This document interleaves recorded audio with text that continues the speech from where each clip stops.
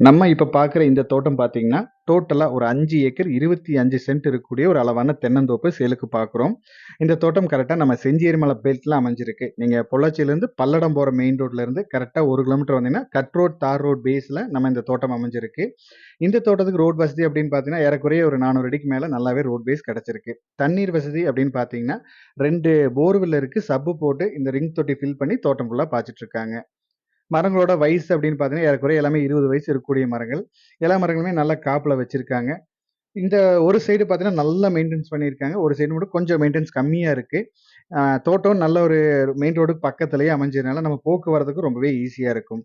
இந்த தோட்டத்தோட rate details ஏதாவது தேவைப்பட்டாலோ, இல்ல இந்த தோட்டத்த நீங்க நேர்ல வந்து பார்க்கணும் அப்படின்னு தோணுச்சுனாலோ, நம்ம ஸ்க்ரீன்ல குடுக்குற நம்பருக்கு கான்டாக்ட் பண்ணுங்க.